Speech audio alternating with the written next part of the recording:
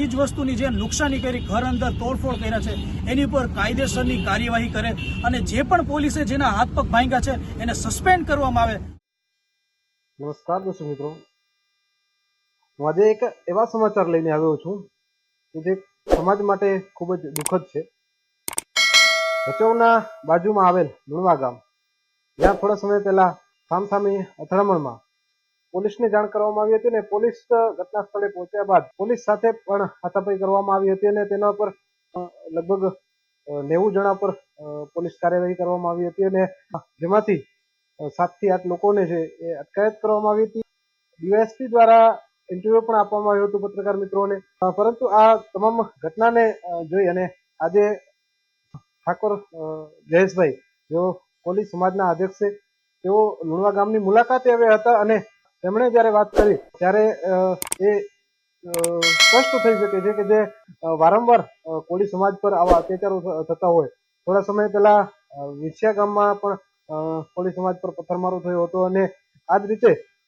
લુણાવાડા પર જે બનાવ બન્યો છે એ ખરેખર દુઃખદ છે, કારણ કે આવી જ રીતે સમાજથી અંદરે અંદર ઝઘડા થતા હોય ત્યારે ક્યાંક ને ક્યાંક બીજા લોકો છે એ લાભ લેતા હોય છે અને સમાજને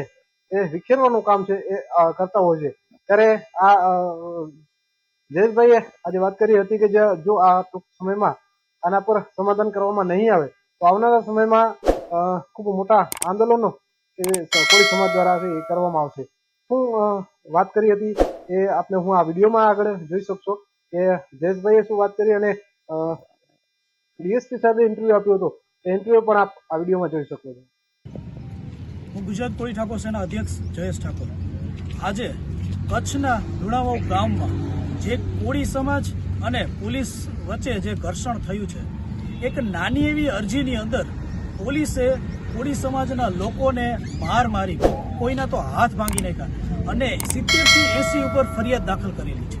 કે જેની અંદર કોઈ લોકોને સરકારી વસ્તુની નુકસાની અને પથ્થર જે ઘર્ષણ થયું, એક નાની બેબી ઉપર જેને ધક્કો માર્યો, એના કારણે એના બાપને એને ઇમોશનના કારણે એને એકાબીજા વચ્ચે ઘર્ષણ થયું, તો પોલીસે એને તો માર્યો પણ એની સાથે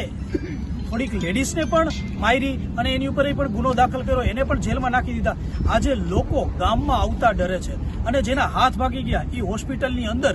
એ ફરિયાદ દાખલ કરવા જાય તો એની ફરિયાદ લેવામાં નથી આવતી અને પોલીસ સ્ટેશને સીધો પૂરી દેવામાં આવે છે। એટલે તંત્રને આજે અમે એસપી ઓફિસે આવેદન દેવા આવ્યા છીએ કે જે પણ પોલીસે જે પણ ખોટી રીતે ફરિયાદ દાખલ કરી છે, જે લોકોએ માર માર્યા છે, જેના હાથ પગ ભાંગી નાખ્યા છે અને જે ચીજ વસ્તુની જે નુકસાની કરી, ઘર અંદર તોડફોડ કર્યા છે, એની પર કાયદેસરની કાર્યવાહી કરે અને જે પણ પોલીસે જેના હાથ પગ ભાંગ્યા છે એને સસ્પેન્ડ કરવામાં આવે। જો સસ્પેન્ડ કરવામાં નહીં આવે તો આગામી સમયની અંદર કચ્છની અંદર આંદોલન કરવામાં આવશે અને કોળી સમાજ ધરણા ઉપર બેસશે।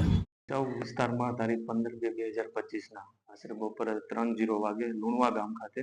ફરિયાદી પ્રવીણ તથા આરોપી રાજેશ વચ્ચે ગામમાં જે સ્પીડ બ્રેકર બનેલ છે એ બાબતે માથાકૂટ થતા, બોલાચાલી થતા ફરિયાદી પ્રવીણ પોલીસ સ્ટેશન આવતા તેની ધાક ધમકીની ફરિયાદ દાખલ કરવામાં આવેલ। આ સમય દરમિયાન જ્યારે તપાસ ચાલુ હતી ત્યારે ફરિયાદીને એમના ઘરેથી ફોન આવેલ કે આરોપી પક્ષે આપણા ઘરે આવી અને બોલાચાલી કરી રહ્યા છે। તેથી ફરિયાદી અને પોલીસ સ્ટાફ સાથે લુણવા ગામ ખાતે જતા અને આરોપીઓને સમજાવવા છતાં આરોપીઓએ ફરિયાદીને કીધેલ કે અમારી વિરુદ્ધ તમે કેમ ફરિયાદ દાખલ કરવામાં આવેલ છે ખોટી, તો આ બાબતે એકદમ ટોળું ઉશ્કેરાઈ જઈ અને પથ્થરમારો શરૂ કરવામાં આવેલ, જે સમય દરમિયાન પોલીસને પણ પથ્થરમારો લાગતા ઈજા થયેલ છે। આ બાબતે ભચાઉ પોલીસ સ્ટેશન ખાતે ગુનો નોંધી આગળની કાર્યવાહી ચાલુ કરવામાં આવેલ છે, જેમાં 22 આરોપી નામજોગ અને બીજા 60 થી 70 અજાણ્યા માણસોનું ટોળું હતું અને આ બાબતે કુલ 7 જેટલા આરોપીઓને હાલ રાઉન્ડ અપ કરવામાં આવેલ છે।